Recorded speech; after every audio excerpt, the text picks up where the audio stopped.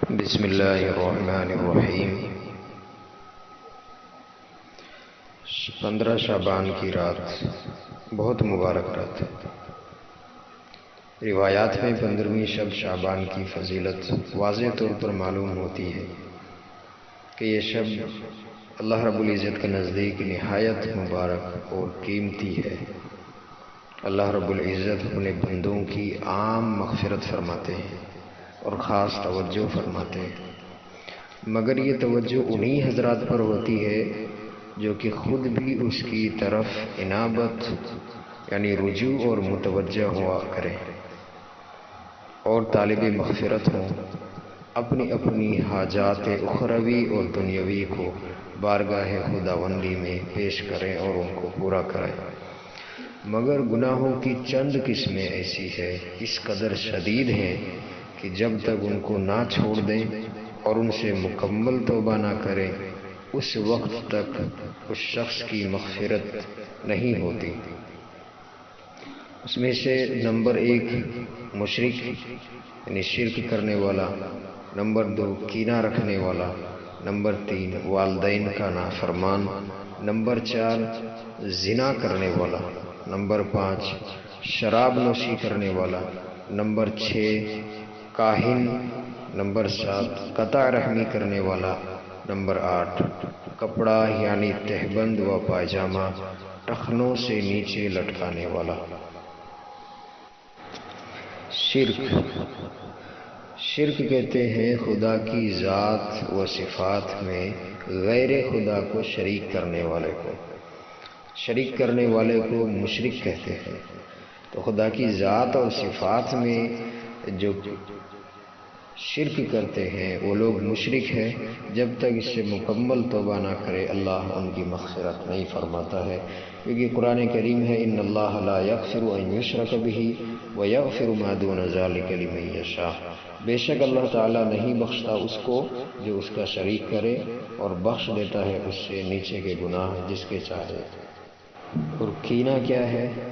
کینہ آپس میں ایک مسلمان کسی دوسرے مسلمان سے کینہ رکھے تو یہ بالکل حرام اور خدا کی رحمت سے محروم کرا دینے کا موجب ہے۔ اللہ تعالیٰ کا ارشاد ہے خذ العفو وأمر بالعرف وأعرض عن الجاہلین۔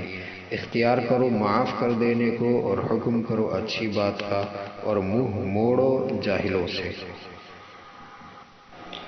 تو کینہ ہے جس کو عربی میں حقد کہتے ہیں۔ اس کی حقیقت یہ ہے کہ یہ ارشاد فرمائی گئی ہے کہ جب کسی آدمی کو غصہ میں اپنے دشمن سے بدلہ لینے کی قدرت نہیں ہوتی تو اس کے ضبط کرنے سے اس شخص کی طرف سے دل میں ایک قسم کی گرانی پیدا ہو جاتی ہے، ایک قسم کی میل بیٹھ جاتی ہے۔ اس کو حقد یعنی کینہ کہتے ہیں۔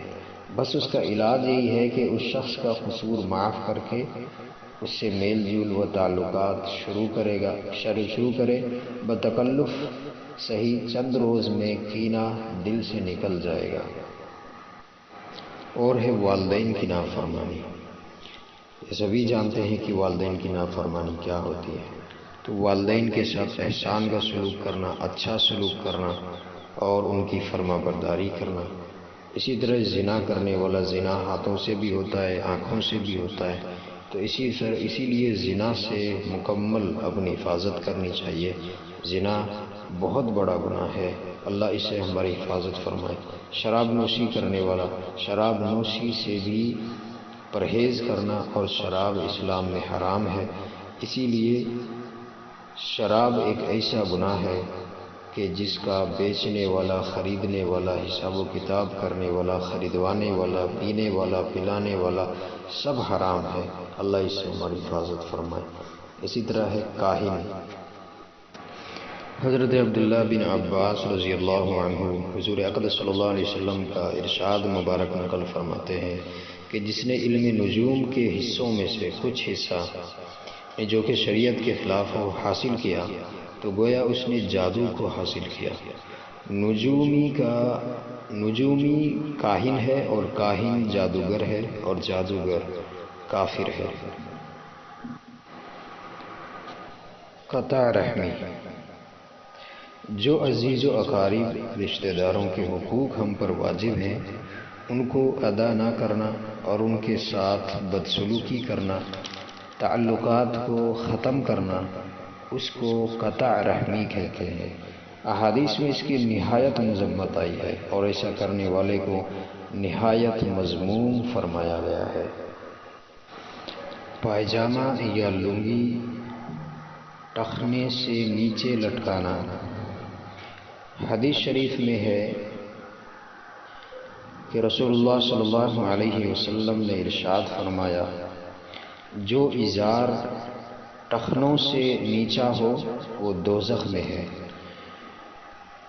اور ایک حدیث میں دوسرے لباسوں میں بھی اس کا حرام ہونا مذکور ہے۔ ارشاد فرمایا رسول اللہ صلی اللہ علیہ وسلم نے کہ اسبال یعنی دراز کرنا اور حد سے بڑھانا ازار میں بھی ہوتا ہے اور کرتا میں بھی اور عمامہ میں بھی۔